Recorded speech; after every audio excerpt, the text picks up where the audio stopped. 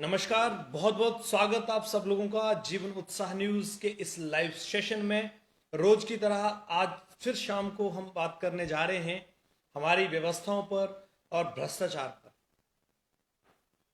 अगर आप अभी तक हमारे साथ नहीं जुड़े हैं तो जल्दी से जुड़ जाएं ताकि हम बात कर सकें और इस महत्वपूर्ण विषय पे चर्चा करते हुए इस बात को जरूर समझ सकें कि इस विषय पर बात करना हम सब लोगों के लिए कितना आवश्यक है।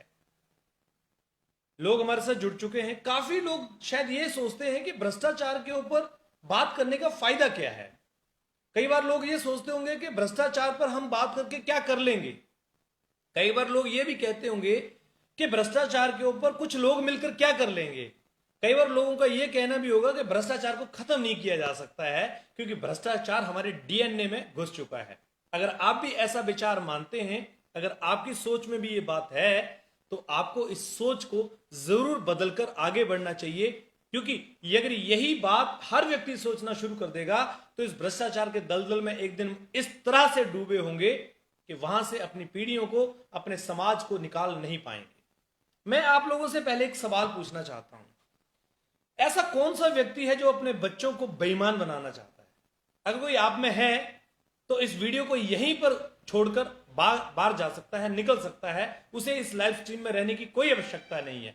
किंतु यदि आप मानते हैं कि आप अपने बच्चों को ईमानदार बनाना चाहते हैं तो इस लाइव स्ट्रीम को शेयर कीजिए और इस लाइव स्ट्रीम में लगातार बने रहिए। और आज हम बात करेंगे इस भ्रष्टाचार का एक ऐसा कारण जो हमारे बच्चों, हमारे भविष्य, हमारे आने वाली नस्लों को दीमक की तरह चाट रहा है और धीरे धीरे हमारे सिस्टम को इतना खोखला बना देगा कि हम लोग उसके ऊपर बैठ भी नहीं सकते हैं, खड़े तो होना बहुत दूर की बात है। नमस्कार, मैं रमेश शर्मा आपका फिर से एक बार स्वागत करता हूं। और यदि आपने जीवन उत्साह न्यूज को अभी तक लाइक नहीं किया है, अभी तक आपने हमारे चैनल को सब्सक्राइब नहीं किया है, अभी तक आप फेसबुक पे इसको फॉलो नहीं करते हैं या फिर इंस्टाग्राम पे भी फॉलो नहीं करते हैं, तो प्लीज आप इसे फॉलो करें, क्योंकि यहां पर हम बात करते हैं आपके जीवन की, आपकी जिंदगी, आपके आसपास की उन सभी समस्याओं की जिन समस्याओं से एक आदमी को रोज दो चार होना पड़ता है। आप बिलीव करेंगे, पिछले 10 दिनों से जब से मैं भ्रष्टाचार को लेकर एक मुहिम के रूप में कार्य करने लगा हूं, जब से मैंने लगातार इसको लेकर बात करना शुरू की है, मुझे पता नहीं कितने अधिकारियों के, कितने ऐसे लोगों के, कितने बुद्धिजीवी लोगों के कॉल दिन में आने लगे हैं कि मैं एक दिन में कम से कम भी 100 से 200 कॉल अटेंड कर रहा हूं। और लोग इस कदर इस भ्रष्टाचार से परेशान हैं कि उनकी जिंदगी आज कहीं ना कहीं नरक बनती हुई जा रही है। चाहे वो भ्रष्टाचार पंचायतों का हो, चाहे वो रेवेन्यू विभाग का हो, जमीनों के विवादों से लेकर हो, चाहे वो पुलिस थानों का हो, चाहे इवन कोर्ट तक के मामलों में मुझे भ्रष्टाचार के मैसेज आए हैं, कॉल आई हैं। और वहां पर ऐसे ऐसे लोगों ने अपनी बातें बताई हैं, मेरे सुनकर होश उड़ चुके हैं। और मैं हैरान हूं कि हम ऐसे समाज में जी रहे हैं। हम इस देश की व्यवस्था की, जहां पर लोकतंत्र की बात करते हैं, क्या हम उसकी बात कर रहे हैं? दोस्तों, आज हम बात कर रहे हैं इस विषय पर। अगर आप हमारे साथ जुड़ चुके हैं तो आज शुरू करते हैं इस विषय को। सबसे पहले मैं आपको बताता हूं भ्रष्टाचार को लेकर, जैसे आप एक टैगलाइन पढ़ रहे हैं कि जब हमारे आईएएस, हमारे आईपीएस ईमानदारी से कार्य कर रहे हैं तो फिर भ्रष्टाचार हो कहां से रहा है और क्यों हो रहा है और कैसे हो रहा है, इसका कारण क्या है? मैंने बहुत एनालिसिस किया, बहुत सारे अधिकारियों से बात की। आप बिलीव करेंगे, मैं पिछले 10 दिनों में करीब करीब 50 से ज्यादा अधिकारियों, कर्मचारियों से बात कर चुका हूं, चाहे वो पुलिस के कर्मचारी विभाग हों, चाहे वो एडमिनिस्ट्रेशन से जुड़े हुए लोग हों, इवन मैं कुछ ऐसे लोगों से भी बात कर चुका हूं जो समाज सेवी हैं। सारी बातों को समझने के बाद में ये बात समझ में आई है कि इस देश का लोकतंत्र जो वोट देने का अधिकार एक आम आदमी को देता है, उसकी ताकत को गलत इस्तेमाल करते हुए भ्रष्टाचार हो रहा है। आप पूछेंगे कैसे? तो ये बड़ी ही सीरियस बात है। मैं आपसे पूछना चाहता हूं, क्या कोई अधिकारी आईएएस या आईपीएस किसी भ्रष्टाचार में संलिप्त होता है?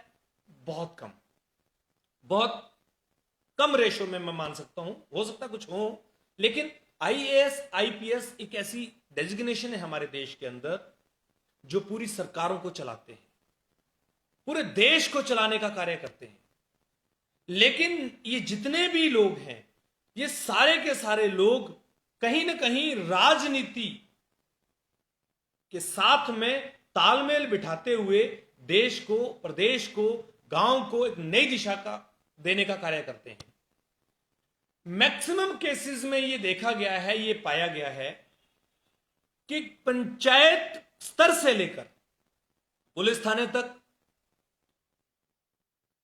एडमिनिस्ट्रेशन के एसडीएम ऑफिस से लेकर स्कूलों तक और इवन इन यूनिवर्सिटीज तक ये राजनीति पूर्ण रूप से इन्वॉल्व है। यानी काम तो आईएएस आईपीएस के माध्यम से होता है, लेकिन उनको ऑर्डर्स, उनको कानून नियम राजनीति बना के देती है।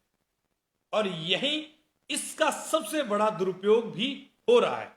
मैं ये नहीं कह रहा हूं कि हर जगह हो रहा है, लेकिन कुछ जगह पर कैसे दुरुपयोग होता है वो आप समझिए। एक पंचायत में प्रधान एक इंडिविजुअल प्रतिनिधि है, आपका प्रतिनिधि है, जिसको आपने चुना है आपके गांव में कार्य करवाने के लिए, आपके गांव की समस्याओं को सरकार तक पहुंचाने के लिए। लेकिन उस प्रधान को एक नेता, घटिया नेता, बाई हाथ नेता, हो सकता है वो नेता जो अपनी मुट्ठी, अपनी ताकत प्रयोग करने के लिए, अपने कुछ चाटुकार चमचे लोगों को बेनिफिट पहुंचाने के लिए उस प्रधान को अपने पक्ष में कर लेता है। मैं आपको यहां बात बताना चाहूंगा, मैं किसी के पक्ष और विपक्ष की बात नहीं करते हुए एक बात कहना चाहूंगा। पंचायती राज एक्ट को राजनीति से पूर्ण रूप से स्वतंत्र रखा गया था। उसका कारण एक ही था कि वहां पर किसी तरह का कोई राजनीतिक हस्तक्षेप ना हो। एमएलए को राजनीति के अध्यक्ष के रूप में रखा गया है, उसके आगे सभी को राजनीति में रखा गया है, लेकिन पंचायतों में प्रधान को राजनीति से कोई संपर्क नहीं है। उसको जनता के प्रतिनिधि के रूप में चुनकर लाया जाता है ताकि जनता की समस्याओं को वो रखे।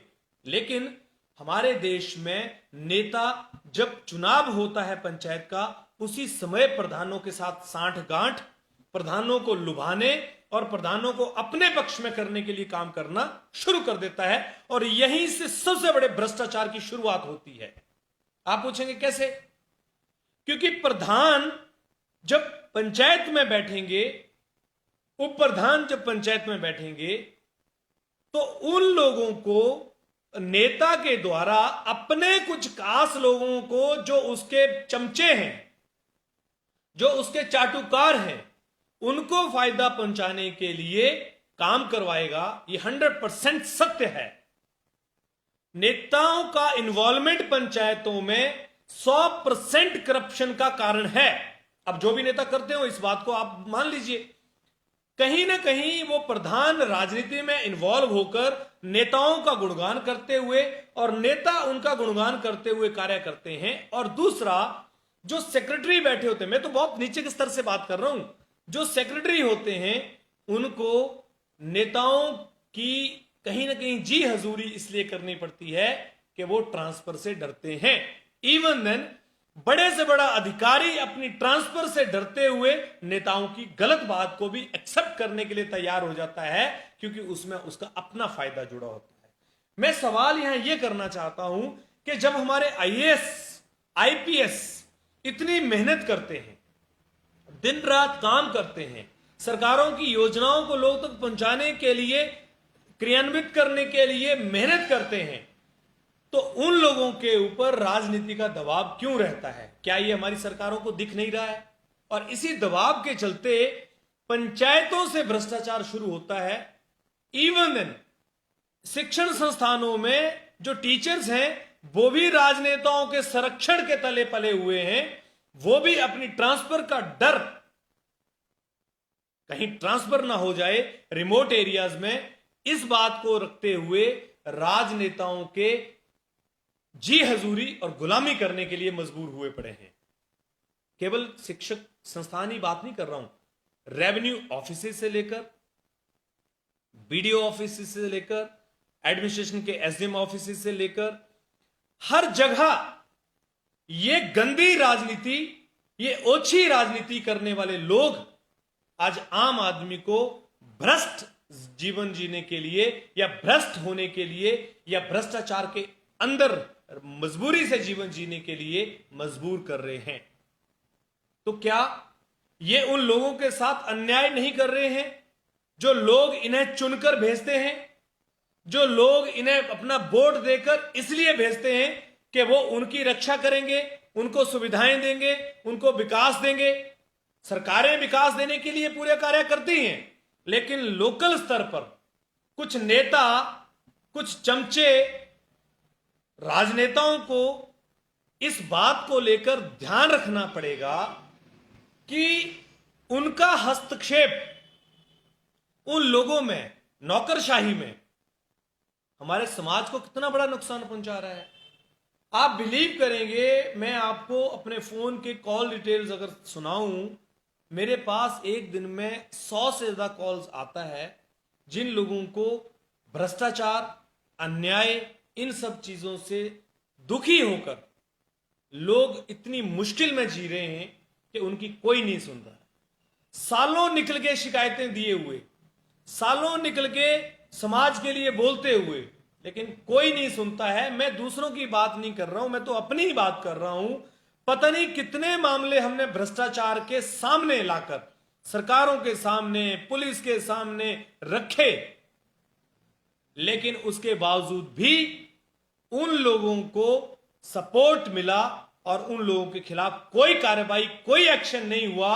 और अगर उस बात को कहीं ना कहीं अगर हमने गहराई से देखा तो उसके पीछे एक ही कारण था, ये गंदी राजनीति। तो फिर ये राजनीति जब एक आम आदमी का फायदा ही नहीं कर सकती है, जब हमारे ब्यूरोक्रेट्स को ये लोग दबाव में ही लेकर चलना चाहते हैं, तो फिर आम आदमी का वोट क्यों नहीं ये लोग तानाशाही सरकार बना लेते हैं, तानाशाही चलते हैं, अपने आप ही अपनी ताकत से जीत जाएं, अपनी ताकत से सारे कार्य करें। नौकरशाही की जरूरत ही कहां है। वो अधिकारी जो ईमानदारी से काम करना चाहते हैं, वह भी परेशान हो चुके हैं और कहते हैं कि सर किस तरह से ईमानदारी से कार्य करें। अगर ईमानदारी से कोई डिसीजन लेने का सोच भी रखते हैं तो अगले दिन बोरिया बुस्तरा पैक हो जाता है। और उस पत्र का यहां पर एक बड़ा अच्छा किसी ने सवाल किया है, मैं उस पर भी बात चलूंगा, बिल्कुल बात करेंगे इसके ऊपर। ये बड़ा अच्छा कमेंट यहां पर किसी ने कहा है, क्या पत्रकारिता करने वाले दूध के धुले हुए हैं, पत्रकारिता की आड़ में व्यापारी बने हुए हैं?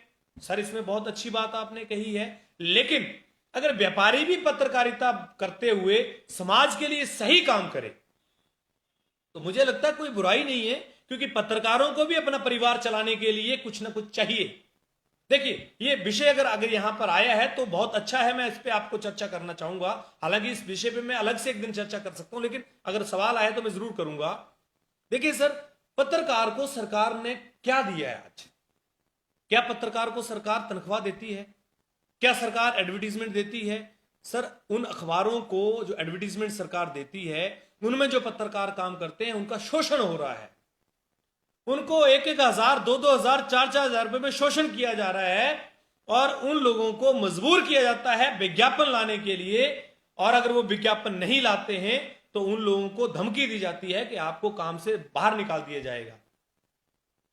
और पत्रकारिता कई बार जब आदमी करता है तो उसके प्रेस्टीज इश्यू पे आ जाती है, उसको समाज में इस बात को बताना होता है कि वो समाज में अभी भी उस काम को कर रहा है। खैर ये विषय बहुत लंबा है, इस पे मैं दोबारा चर्चा करूंगा। लेकिन व्यापारी अगर कोई आदमी गलत तरीके से वो पत्रकारिता को गलत इस्तेमाल कर रहा है तो आप आवाज उठा सकते हैं, आपके पास अधिकार है, क्योंकि पत्रकार भगवान नहीं है कि वो गलत तरीके से लोगों को काम करेगा।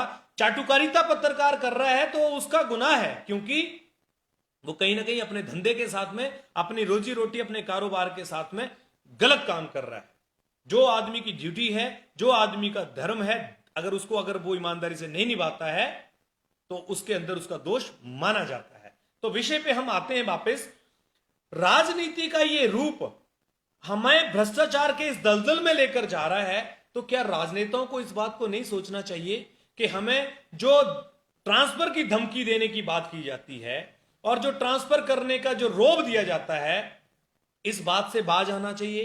मैं तो ये कहना चाहूंगा हमारे संविधान के निर्माताओं से, हमारे कानून के विशेषज्ञों से, हमारी सरकारों से, कि राजनेताओं का ट्रांसफर करने पर अधिकार पूर्ण रूप से खत्म कर देना चाहिए। वो किसी भी व्यक्ति को ट्रांसफर ना कर सके तो भ्रष्टाचार का एक बड़ा रूप खत्म हो जाएगा। क्योंकि ये लोग इन लोगों को इसलिए अपना चाटुकार बना के रखते हैं क्योंकि गांव में वोट उन प्रधानों की मोनोपोली से आता है। क्योंकि जब प्रधान किसी व्यक्ति को मोनोपोली में लेकर रखेगा तो जिसको कहेगा उसको वोट डालेगा। क्योंकि अगर मेरा काम हो गया तो मैं तो प्रधान का चमचा बन के रहूंगा, और प्रधान का चमचा अगर बन के रहूंगा तो मैं वोट भी उसी बेईमान, उसी भ्रष्ट, उसी चोर आदमी को दूंगा जो हमारा आशोषण कर रहा है। क्यों? क्या गलती है हमारी? क्या हमने कोई गुनाह किया है कि हमें ऑफिस के चक्कर काट कर आप लोगों की जी हजूरी करनी पड़े? हम ही लोग टैक्स देते हैं, हम ही लोग आपको जिताकर भेजते हैं, और आप ही हम पर वो तलवार लटकाकर भ्रष्टाचार की और अन्याय की हमारा शोषण करते हैं। तो फिर आप किस तरह से भाई आप बताओगे आप इनकम टैक्स रिटर्न फाइल करते हो? सर मुझे यह लगता है कि आपने जो सवाल किया है उस सवाल का जवाब शायद आपको खुद को ही पता नहीं। और ये सवाल यहां पूछने का नहीं है। इनकम टैक्स रिटर्न करना और नहीं करना ये मेरा व्यक्तिगत मैटर है। अगर आपको लगता है कि मेरी इनकम मेरी बहुत ऐसी है जहां पर मुझे इस तरह की, मैं कोई ब्लैकमेलिंग या 2 नंबर का काम कर रहा हूं, तो आप कभी भी किसी भी तरह से इस पे जांच करवा सकते हैं। और मुझे लगता है खैर आपकी तो इतनी सोच होगी नहीं। इनकम टैक्स रिटर्न करना अलग चीज है मेरे भाई, और समाज के प्रति सोचना अलग चीज है। इनकम टैक्स रिटर्न करने वाले लोग क्या ईमानदार होते हैं? तो ये थोड़ा सा विषय अलग जा रहा है, पर कोई बात नहीं। आप कभी भी व्यक्तिगत मिलें और कभी भी आकर चेक करें हम इनकम टैक्स फाइल करते हैं कि नहीं करते हैं। ये विषय आपको अपने आप समझ में आ जाएगा। तो मैं ये पूछना चाहता हूं कि जो हमारे राजनेता हैं क्यों हमारा शोषण कर रहे हैं? कभी आप लोगों ने सोचा है? वो केवल इस बात के लिए कि आप उनके चाटुकार बने रहें, आप उनकी गुलामी करते रहें, और उसी गुलामी के बीच में वो अपना उल्लू साधते रहें। इसलिए मैं बार बार आप लोगों को कह रहा हूं कि यदि, खासकर मैं तो अपने अधिकारियों और कर्मचारियों से ही ये कहना चाहूंगा, देखिए ट्रांसफर से डरना कैसा? ट्रांसफर ही तो करेंगे। अगर पूरे देश के कर्मचारी इस बात को मान ले कि हम ट्रांसफर से नहीं डरेंगे, देखिए आपकी कमजोरी को उन्होंने अपनी ताकत बनाया हुआ है। अगर आप अपनी कमजोरी को अपनी ताकत बना लेंगे तो भाई साहब काजा में 15 लोगों से ज्यादा जगह नहीं है, तो कितने लोगों को वहां पर भेजेंगे? यही तो सवाल है ना। तो मेरा ये कहना है कि आप अपनी जिंदगी में इस बात से न डरें कि आपकी ट्रांसफर कहां हो जाएगी, बल्कि इस बात से डरें कि अगर आप, एक व्यक्ति आपके ऑफिस में आ रहा है और उसको न्याय चाहिए और आप नहीं कर पा रहे हैं, तो उस बात से आपको डरना चाहिए। क्योंकि आपको समाज में एक उदाहरण देना है, आपको एक प्रेरणा देनी है, ना कि आपको इस बात से डरना है कि आपकी ट्रांसफर कहां हो जाएगी। क्योंकि आपके बच्चों के सामने जब आप खड़े होते हैं तो गर्व से, अपने ईमान से ये किसी को कह सकते हैं कि बेटा मैं ईमानदारी से, निष्पक्ष तरीके से, बिना पक्ष के, बिना किसी का नुकसान किए हुए अपनी ड्यूटीज को अंजाम देता हूं।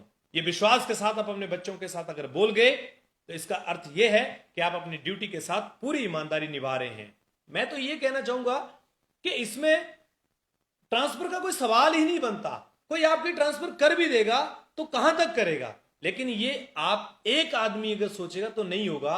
सभी अधिकारियों को और कर्मचारियों को जिंदगी में, भविष्य में एक ऐसा मुहिम बनाना पड़ेगा कि हम ट्रांसफर से नहीं डरेंगे। फिर देखते हैं कौन सा घटिया नेता, कौन सा बाई हाथ नेता आपको परेशान कर दे। तो जीवन उत्साह न्यूज का हमेशा ये प्रयास कि आपके साथ एक निष्पक्ष तरीके से बात की जाए, लोगों को जागरूक किया जाए। लोगों को मेरी इनकम टैक्स की चिंता है, भैया मैं इतना नहीं कमाता भी, इतना आप ना सोचें।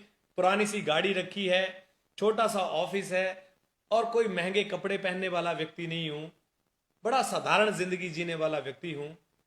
अगर आपको लगता है कि मुझे इनकम टैक्स फाइल करना चाहिए तो मैं आपको बताऊं कि इनकम टैक्स फाइल करना मेरा अपना अधिकार है। उसको मैं करूं कि नहीं करूं, उसके लिए सरकार के पास एक आंकड़ा होता है, मेरे बैंक की डिटेल्स होती हैं, मेरा पैन कार्ड होता है। इसलिए आप ज्यादा चार्टर्ड अकाउंटेंट बन के सलाह देने की बजाय अपने खुद के जमीर को जरूर देखें कि क्या आप सच में जो सवाल पूछ रहे हैं उस सवाल के पीछे आपकी नीयत पॉजिटिव है या केवल आप कमेंट करने की ही बात कर रहे हैं। तो बहुत बहुत धन्यवाद आप सब लोगों का। जीवन उत्साह न्यूज के साथ अब इसी तरह से बने रहिए। मैं प्रयास कर रहा हूं रोज शाम को 7 साढ़े 7 बजे के बीच में आपके साथ डिस्कशन करूं, क्योंकि कई बार टाइम थोड़ा आगे पीछे रहता है तो प्रॉपर एक टाइम अभी नहीं बन पा रहा है। और आप लोगों के लिए बहुत जल्दी एक मैं बड़ी खुशखबरी देने वाला हूं जीवन उत्साह न्यूज के माध्यम से। एक बड़ी शुरुआत, एक नई चीज हम आपके बीच में लाने जा रहे हैं और उन सब चीजों के साथ में आप बने रहिए। हमारे चैनल को आप फेसबुक पे जरूर फॉलो कर लीजिए, यूट्यूब पे आप सब्सक्राइब कर लीजिए और साथ में इंस्टाग्राम पे भी अब आप हमें फॉलो कर लीजिए, क्योंकि वहां पर भी हमारे वीडियोस आपको देखने को मिलेंगे। इसके साथ साथ में हमारा एक पोर्टल भी है, न्यूज पोर्टल jeevanutsaahnews.in। आप उस पर जाकर भी हमारे खबरों को पढ़ सकते हैं। और आप सब लोग जिस तरह से हमारे साथ जुड़े हुए हैं, उस विश्वास के साथ मैं ये कह सकता हूं कि हम और आप मिलकर ज्यादा नहीं तो थोड़ा तो बदलाव जरूर करेंगे। मैं अंत में आपको एक छोटी सी कहानी सुनाकर यहां पर खत्म करूंगा। एक जंगल में आग लगी थी, एक चिड़िया चोंच में पानी भर भर के उस आग को बुझा रही थी। तो सामने बैठे हुए एक बंदर ने उससे पूछा कि चिड़िया, ये क्या बेवकूफी वाला काम कर रही है? छोटी सी चिड़िया, चोंच में एक बूंद पानी तेरी आती नहीं, जंगल की आग को कैसे बुझाएगी?